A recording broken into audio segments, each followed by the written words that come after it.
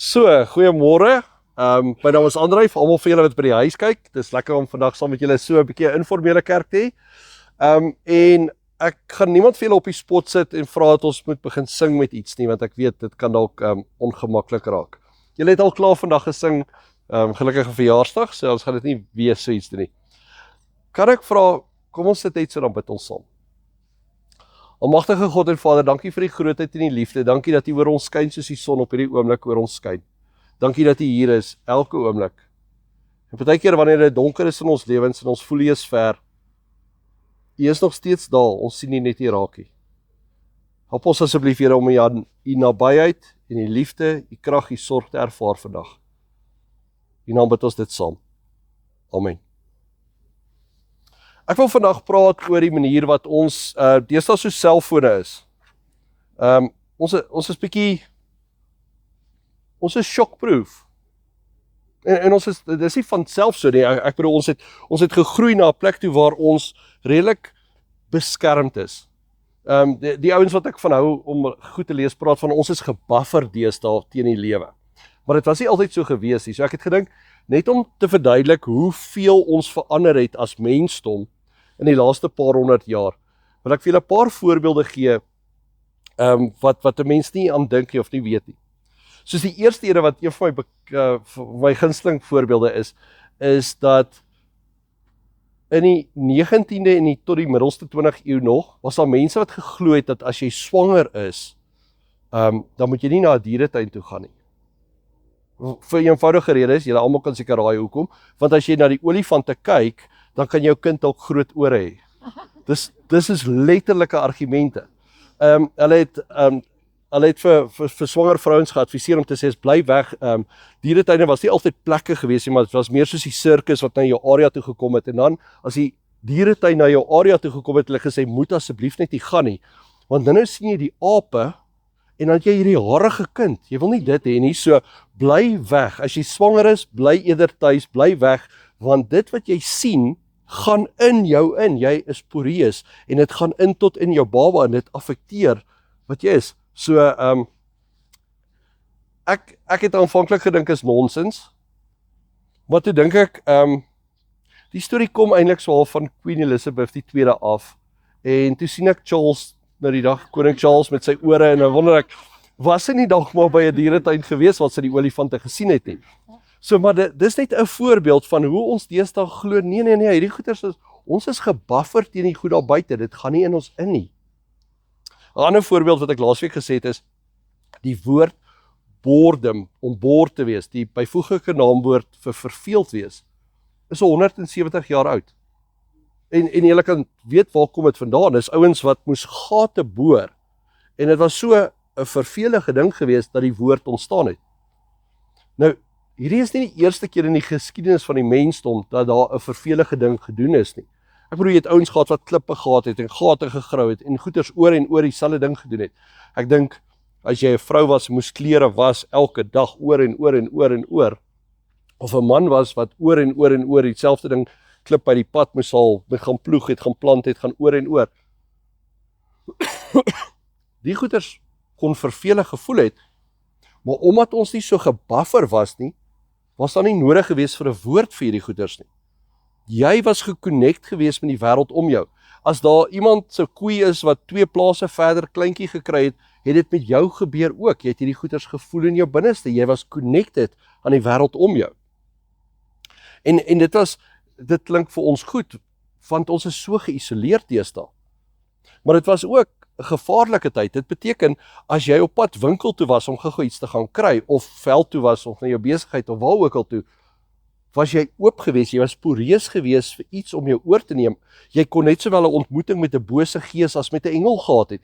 Enige iets was moontlik. Hierdie goeters kon in jou ingaan, en jy was nie beskermd gewees nie. So ons het nie iets verloor hierson nie, ons het iets bygekry, ons het groot geword, ons het besef dat ek is anders as die wêreld, en ons het 'n skild begin ontwikkel teen al die bose daar buite. Soveel so dat ons meer selfstandig, meer individualisties is nou as ooit tevore. Maar dit kom teen 'n prys.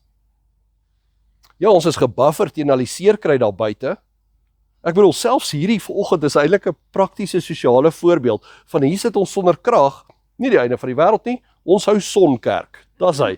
Ons maak 'n plan, ons is gebuffer teen al die moeilikheid daar buite, ons kan kreatief, innoverend hier in ons binneste antwoorde kry. Moeilikheid is, hierdie skuld wat ons op het, hierdie buffers wat die bose buite hou. Dis nie 'n selektiewe buffer nie. Dit buffer ons teen alles.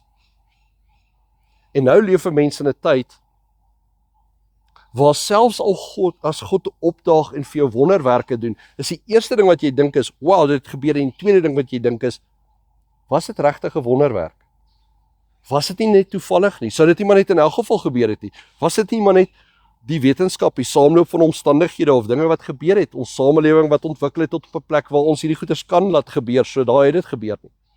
Was dit regtig ooit God? So ons buffer druk nie net die bose uit, dat jy nie bang is om winkel toe te gaan dat 'n bose gees jou oorvat nie, of dieretuin toe gaan dat jy jou baba groot ore het nie.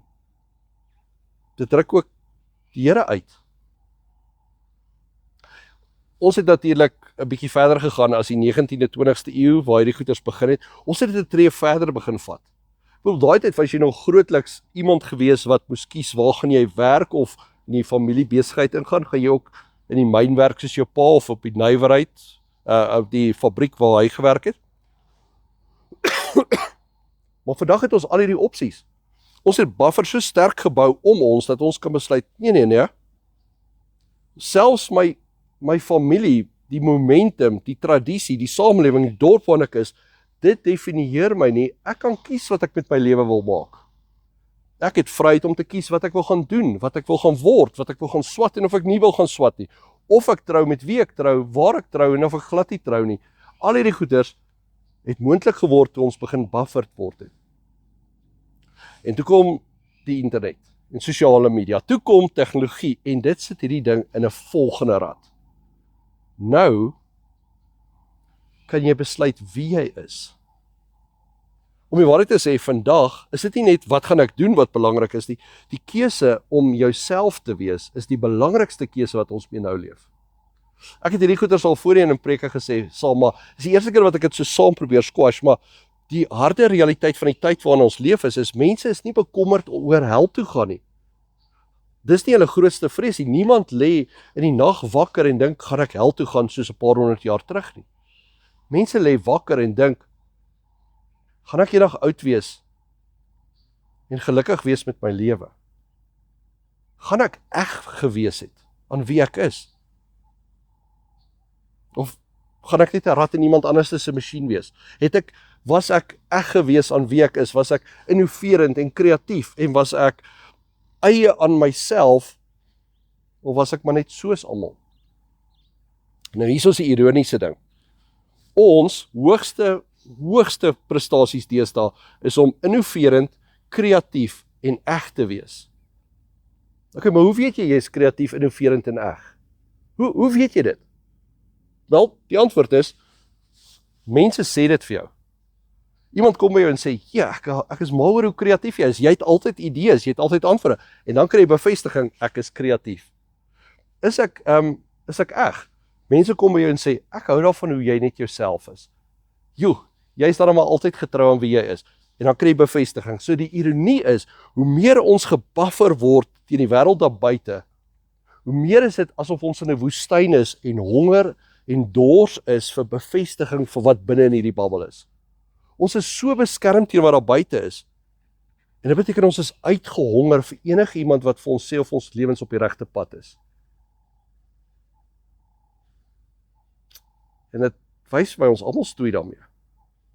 Ons is so in 'n tyd waar dit so maklik is. Ons het soveel vryhede en keuses dat ons onsself kan wees. En die ironie is, hoe meer ons kan kies, hoe meer ons kan vry wees, hoe meer ons kan enigiets doen, hoe meer onseker en alleen ons begin voel. Ons is so uitgelewer.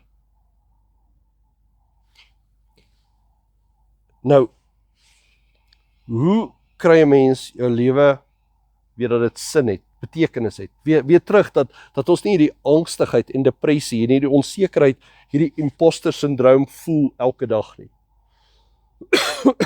En ek dink dis hierso waar 'n meer as 2000 jaar oue boek ons kan help. 'n Profetiese boek. En dis die boek Jesaja. En ek wil vir ons 'n stukkie lees hierso, die hele hoofstuk eintlik, dis net 12 verse. Maar luister met die oor van 'n buffer. Kyk, hulle het nie daai buffer gehad nie. Wat hulle gehad het, was iets anderste. Is jy kon 'n ander afgod gehad het. Met ander woorde, iemand anderste kon vir jou gesê het wie jy is en wat jy is. Ironies genoeg, dis presies wat ons doen. Ons luister na ander mense om vir ons te erkenning te gee vir wie en wat ons is. So met ander woorde, hoe sterker ons buffer is en hoe meer ons dink ons is op onsself aangewese, hoe meer is ons weer uitgelewer om vir ander mense om ons nuwe afgod te word wat vir ons sê of ons lewens op die regte pad is. En dis wat die konneksie hierso is. En die eerste ding waarmee Jesaja hier begin, is hierdie woorde. As u maar die hemel wou oopskeer en wou afkom sodat die berge voor u skud.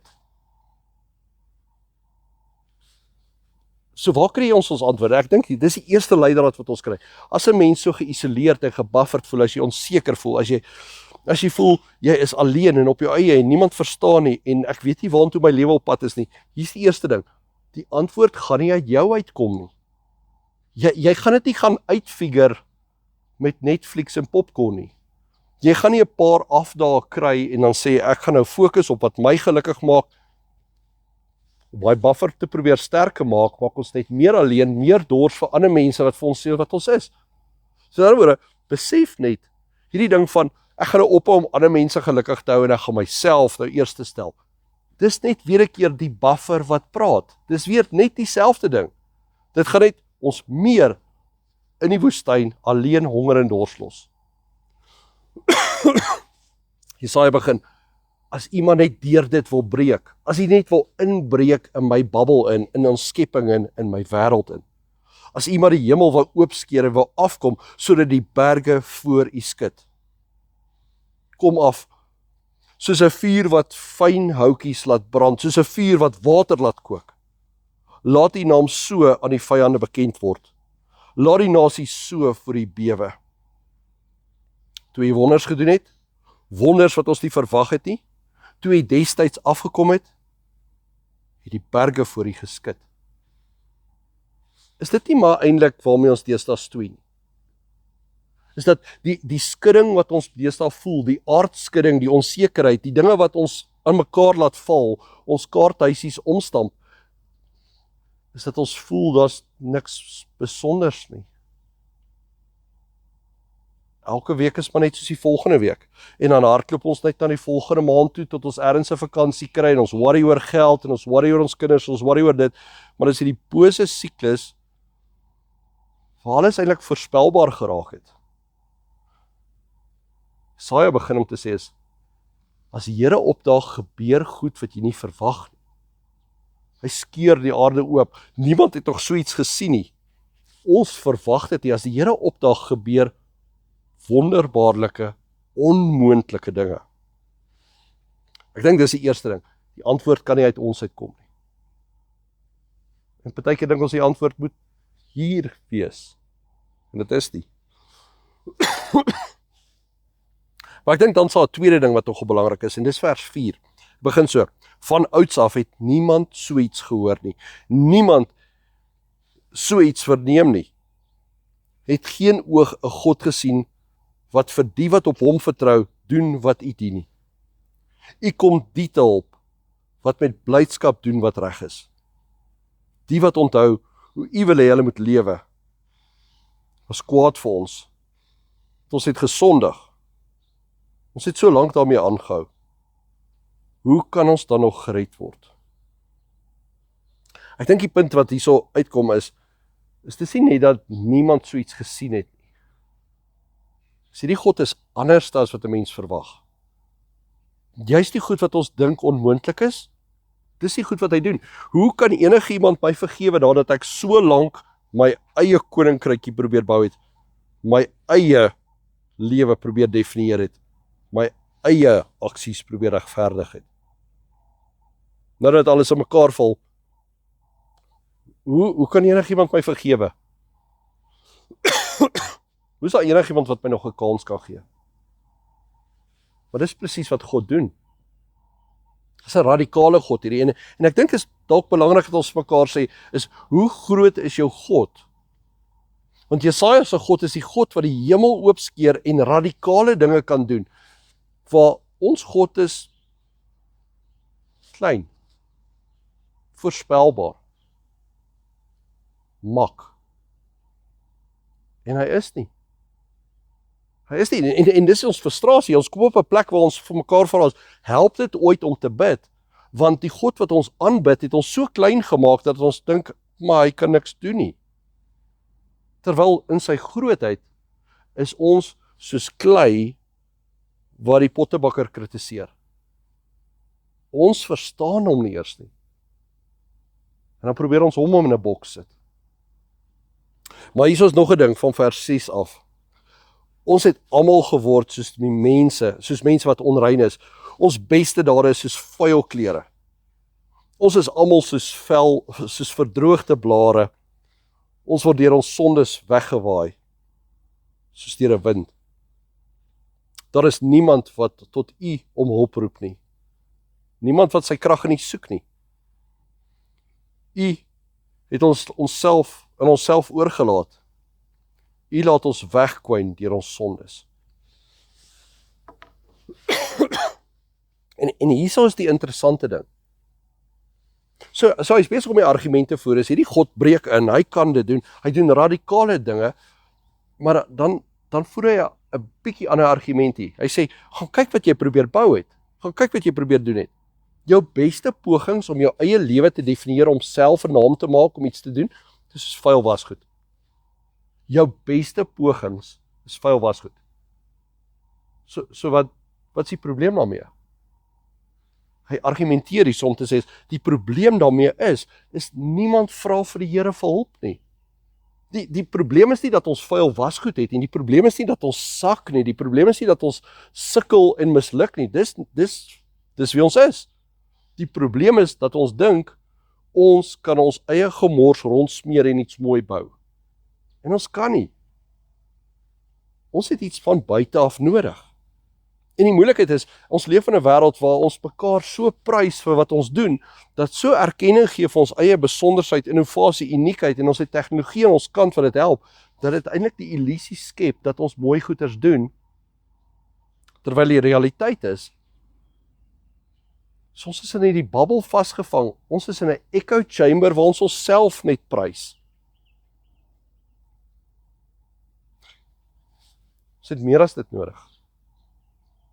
En miskien is dit vandag waar hierdie ding begin grond toe kom, is jy het al hierdie ding gehardloop, en jy het hierdie illusie al gery vir 'n rukkie, en nou begin jy by 'n plek afkom, waar jy besef, ja, maar dit wat ek doen maak my nie gelukkig nie. Dit maak my nie vol nie. Die prestasies, die goed wat ek gejaag het, is dit nie genoeg nie. Ek kort meer as dit. Ek kort meer as wat die wêreld en selfhelpboeke en al die goeders vir my sê ek nodig het om gelukkig te wees. Ek kort meer. En dan kom die punchline. Vers 8. U is ons Vader, Here. Ons is klei, en U het ons gevorm. Ons is almal die werk van U hande. Moet tog nie nou aanhou kwaad wees vir ons nie, Here. Moenie ons sonde vir altyd teen ons hou nie. Onthou tog, ons is almal die volk. Die heilige stad het 'n woestyn geword, Sion het 'n woestyn geword, Jerusalem is onwoonbaar, ons heilige en pragtige tempel waar ons voorouers U geloof het, is deur vuur verwoes. Alles wat vir ons dierbaar was, lê in puin. Raak hierdie dinge dan die Here. Gaan nie ingryp nie. Gaan nie aanhou om ons te laat lei. En dan kan mense dit lees om te dink, kyk jy hoe windie is hierdie ou. Ek bedoel hulle ken dit self. Alles wat ons gedoen het is vuil wasgoed. Ons het droog gemaak en het ons aan onsself oorgelaat en ons het net dit opgemors. En nou eindig hy met hierdie ding, maar Here gaan nie daar niks doen nie. Jy sien mos die moeilikheid, gaan nie net heeltyd staan en ons los. Maar weet julle wat het geskuif? Tot op hierdie punt was hierdie ou nog besig. Jesaja en sy volk was besig om te sê, ja, die tempel brand, maar ons gaan dit regmaak. Ja, ons is in die moeilikheid, maar ons gaan 'n plan maak. Ons is gebuffer teen alles, want ons kan dit doen. Maar hy eindig op 'n plek waar hy sê, so Here gaan nie kom regmaak nie.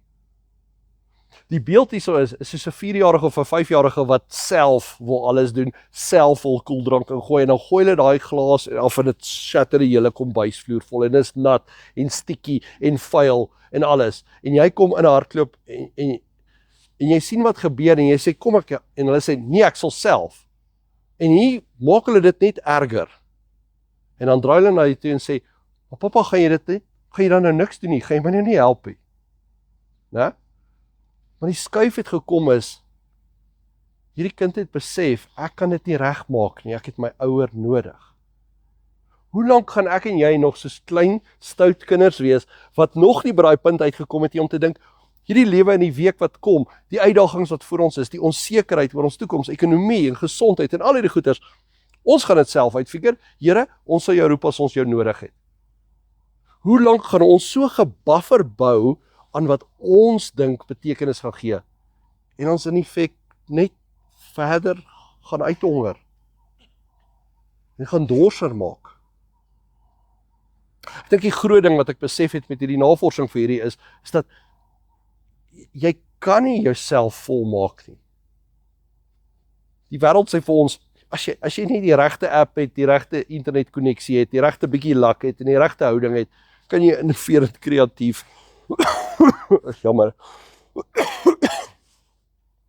As jy nie die regte app, die regte internetkonneksie het, die regte geluk, die regte houding het, net 'n break het, kan jy 'n vol betekenisvolle lewe hê.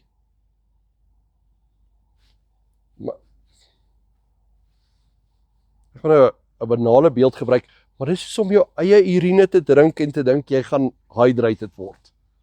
Jy is besig om droog te maak hierso en jy gaan net verder jouself in die moeilikheid. Jou lewe gaan nie so kan aanhou nie. Jy het meer as dit nodig. En die enigste plek waar jy die meer vandaan kom, is of van God af, of wat ons doen, ons dink ander mense gaan dit vir ons gee. Ander mense wat ook besig is om uit te honger en te sterf van die dors, net soos ons.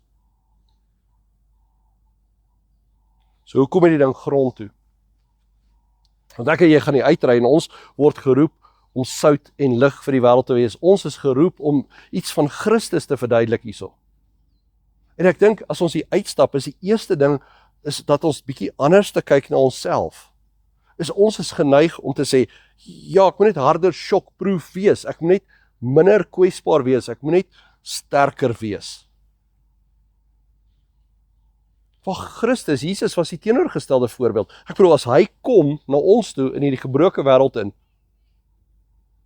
hy is nie sterker nie.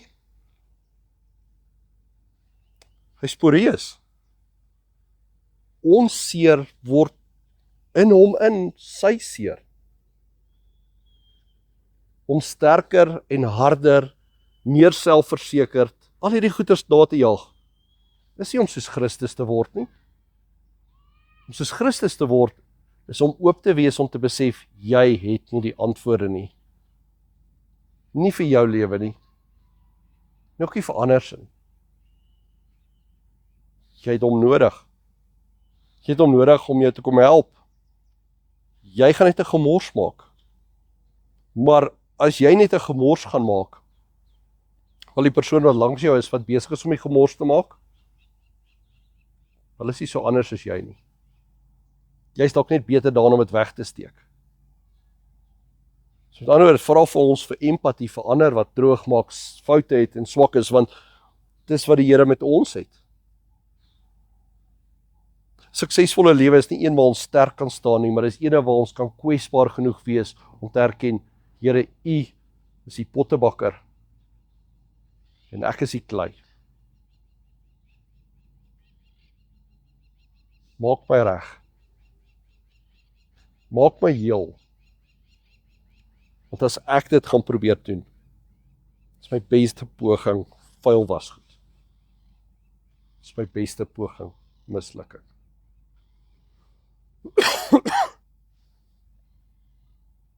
Dit vra 'n nuwe tipe Christen, of dalk 'n ouer tipe Christen. Ene wat nie al die antwoorde het nie, ene wat die vinnige skerp kyke het vir wanneer dinge skeef gaan nie.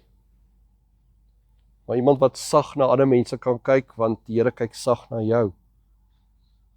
Wat begrip het vir ander se foute, want jy het foute.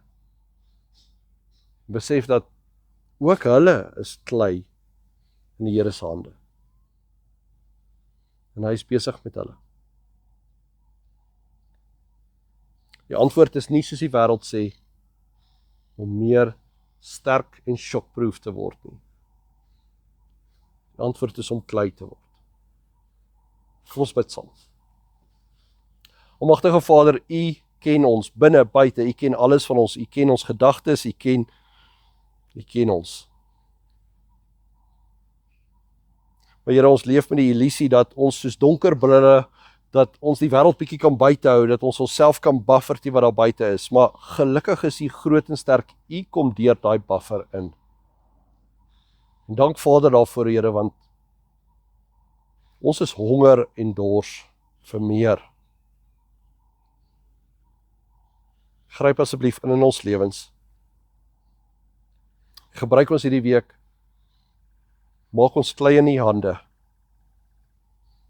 En help ons om sag met mekaar te wees, soos wat U met ons is. En dan bid ons dit saam. Amen.